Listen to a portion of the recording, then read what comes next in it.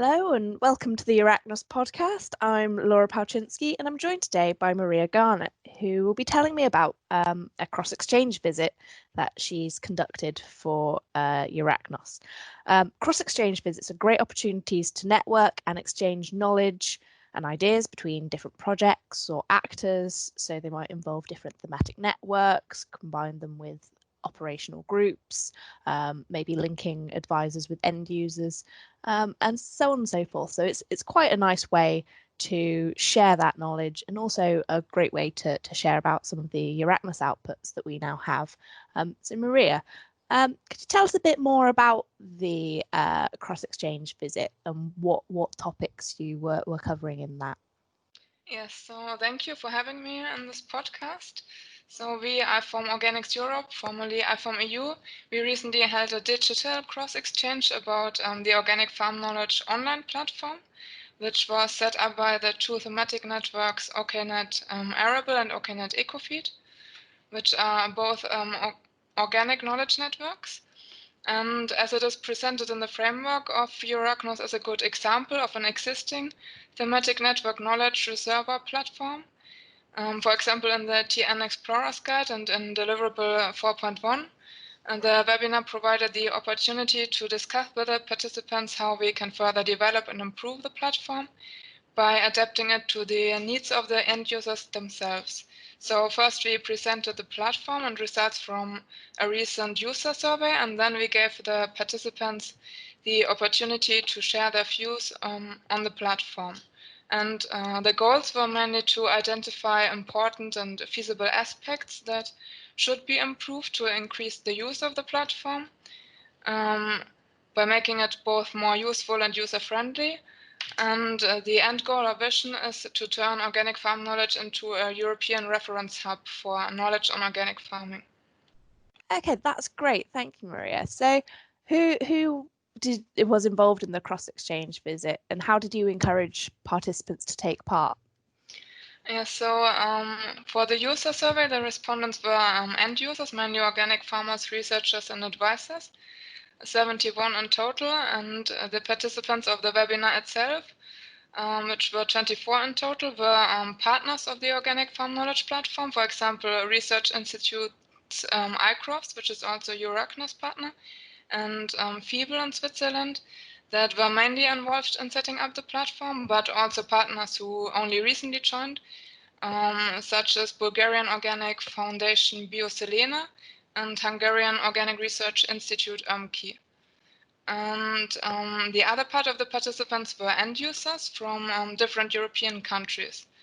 And for us, it is also important to include organizations from CEE countries, as they are a central contact point for the farmers and advisory services in their countries, and also key to promote the platform to potential local users, for example, through their newsletters. And they could also provide key insights into user preferences in their countries, for example, with regards to the most used social media platforms and the use of mobile apps for farming information. And we had asked the participants in the user survey to indicate their email address if they are willing to join a follow-up conference call, where the results would be presented and to provide some additional input and feedback. Okay, that's really interesting. So what kind of key topics or subjects did you cover in that, and how did you structure the event? Yes, so the event was structured in two parts. First, we welcomed the participants and introduced Arachnos and the cross-exchange. The knowledge platform itself was shortly presented, and then the main results and highlights from the user survey, some of which were also unexpected. For example, videos were indicated as the most important, not as the most important tools, but books and reports. And then in the second interactive part, we had a discussion with the participants who were first invited to share their reactions to the survey results, what might have surprised them, whether they agree or not. And then the discussion was further deepened by zooming in on 4 different topics. So first we asked how the user experience and navigation could or should be improved. for example, the translation and the option of a mobile app. Then we focused on the discussion forum and how it could be improved. Then the third question related to the funding model, with the participants sharing ideas for how the platform could be funded and inquiring also whether they would be willing to pay a fee to access the platform. And the last question focused on promotional channels, including social media. And in addition to their oral contributions, participants could and did make use of the chat function, where they were actively sharing their views, asking questions, and raising issues or aspects that we should consider. And on top of that, we had prepared 3 polls to get to know the participants' backgrounds, so their profession and home country, and also to get a better picture on their willingness to pay a fee. And this further served to make the digital cross-exchange more interactive. Yeah. Did you also, obviously that was quite interactive, and you've talked about surveys and polls. Did you take any feedback after the event to get feedback on what people thought about it? This is an important question. For the first cross-exchange visit, we had conducted a specific follow-up survey, and the participants were also orally asked for their impressions of the webinar. But in this case, the discussion itself was about providing feedback, and we didn't collect feedback apart from the webinar and the user survey. Although the participants were free to provide feedback about the cross-exchange itself in the discussion and in the chat function, but we didn't conduct a survey. Mm-hmm.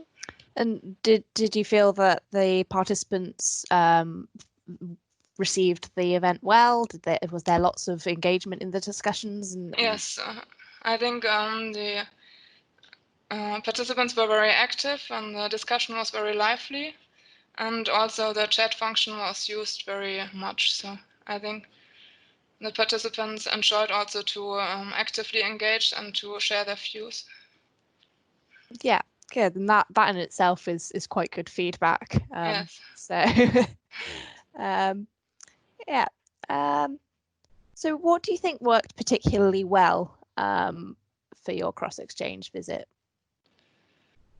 Yes, as I said, I didn't expect that the discussion would be so active, and the organization itself and the discussion were well structured. The moderation was good, and the participants were actively sharing their views. However, as we had only promoted the webinar through the user survey and through an email to the partners of the platform, I think next time I would also use more different promotional channels, including social media and farmers associations that could promote the event through their networks and channels, and also to get more outsider views, because now we had half of the participants were already involved in the platform, and to get more end users that are not connected to the platform itself. I think we should also use other channels. Yeah, great. And what do you think was the added value of this cross-exchange visit? What did the attendees get out of it, and why should our listeners consider maybe taking part in cross-exchanges? Yes, for this specific cross visit, I think the participants, as they were mostly end users, could, even if they didn't benefit from it directly, they will benefit from having a better platform in the future, because we will consider their views in improving and further developing the platform. And in general, I think cross-visit is very beneficial for learning from and with each other, and meeting like-minded people with similar backgrounds who are facing similar challenges, and to exchange their knowledge and experiences, and also to get first-hand information and updates from projects, or also good and best practices from practitioners on the ground, and also to find and explore new solutions. Yeah, really great. Thank you, Maria. I don't think there are any other questions to include in this short podcast, but if there's anything else you'd like to add that you think we've missed, then please do. No, I think we have covered a really broad range of questions. So thank you for having me. Yeah, thank you for joining us today.